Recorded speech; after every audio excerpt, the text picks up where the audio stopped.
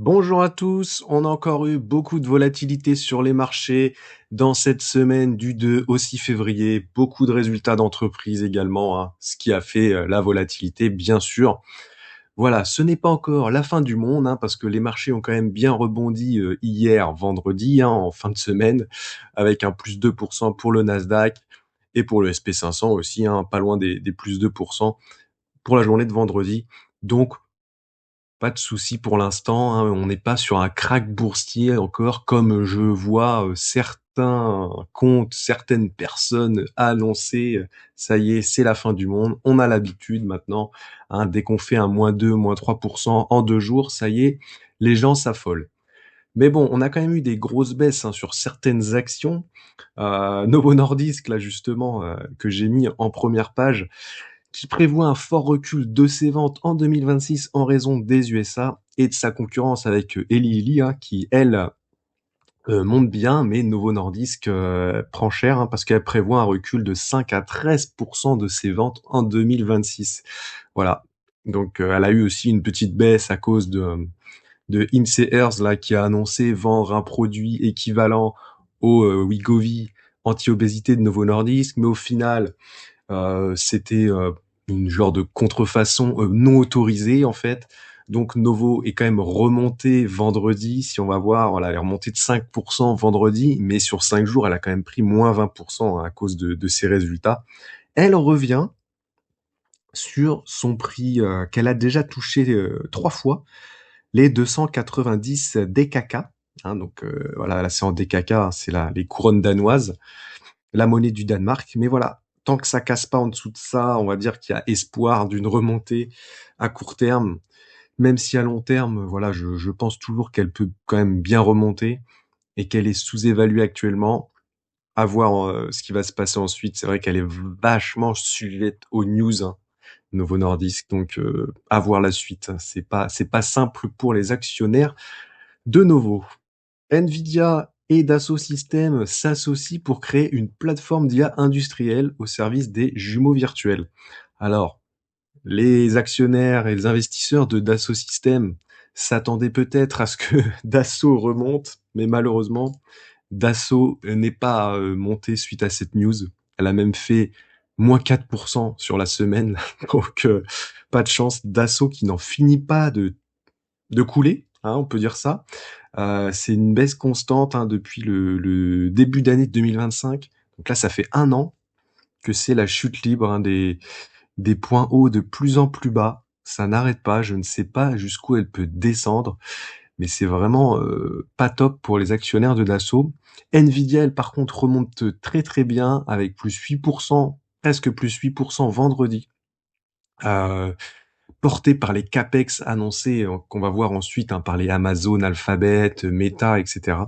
Donc voilà, Nvidia, elle, par contre, profite des résultats des entreprises, même si toute la semaine, elle a quand même baissé, presque -3 lundi, -3 mardi, encore -3 mercredi, -1 jeudi, et plus presque +8 vendredi. Donc au final, elle se stabilise là depuis quelques temps.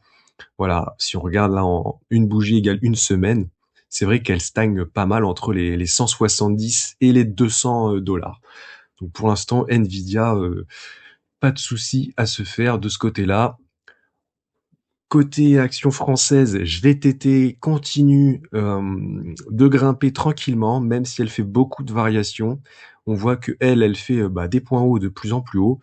Et elle a été retouchée, donc les 180, elle est repassée au-dessus des 180 avant de recorriger un petit peu pour finir la semaine à -2,3%.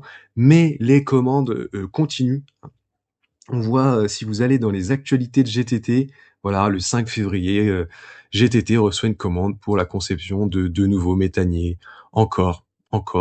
Elle a des annonces de commandes toutes les semaines. Donc c'est bénef pour GTT, hein, vraiment, je crois assez fort dans cette action.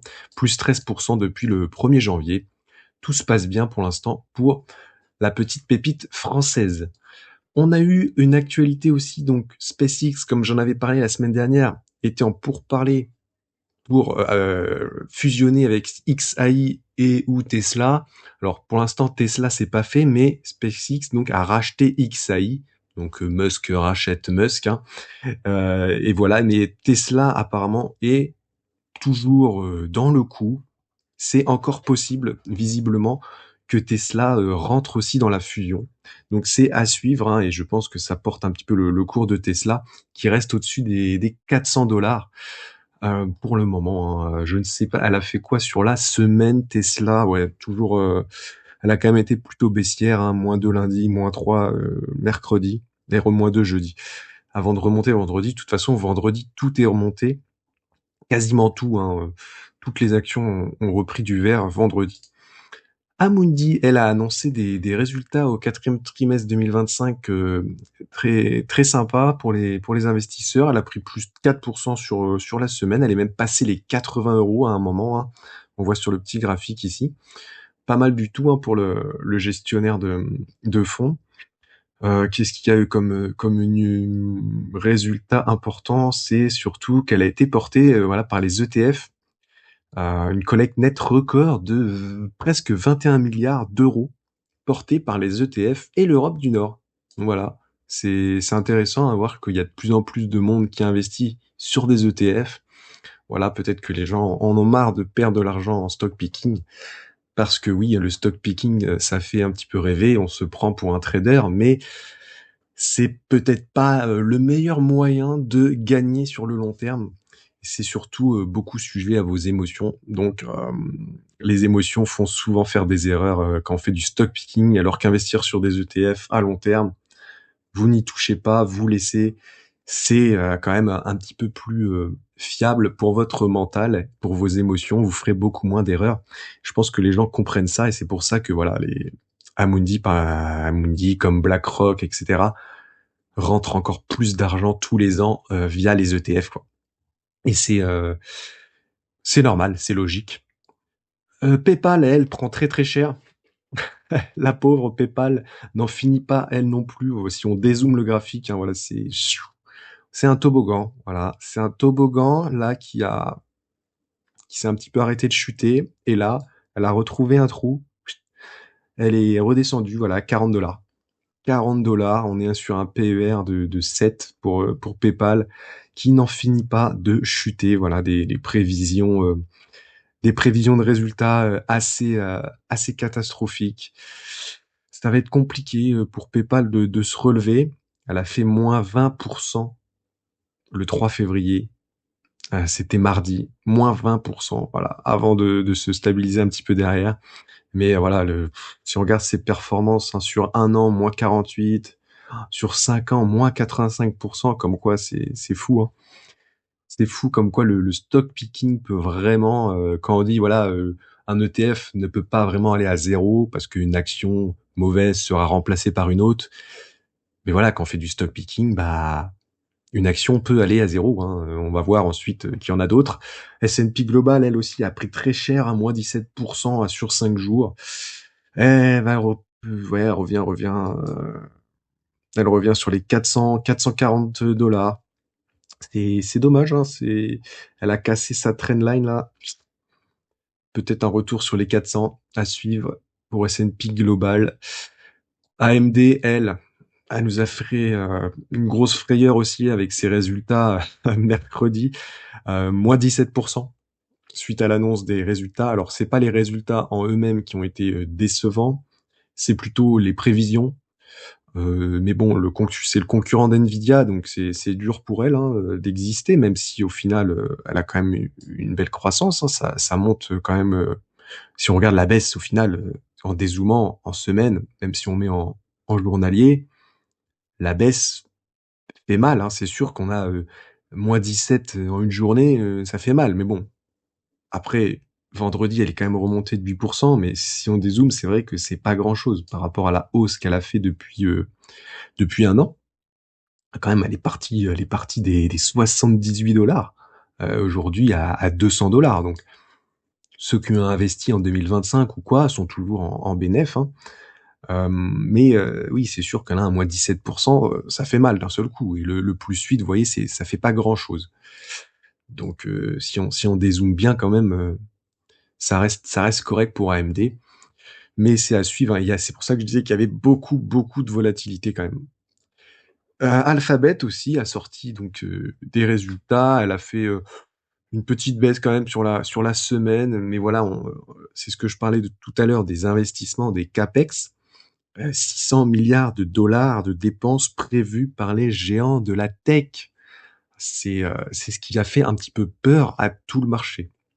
C'est que les Alphabet, Meta, Amazon aussi qui a annoncé un record d'investissement, 200 milliards. Amazon, 200 milliards. Et voilà, Amazon a annoncé un plan de dépenses d'investissement de 200 milliards. Elle a donc chuté de 7% vendredi. Alphabet a perdu 3% parce qu'elle a annoncé, je sais plus, 100, 130 milliards, quelque chose comme ça.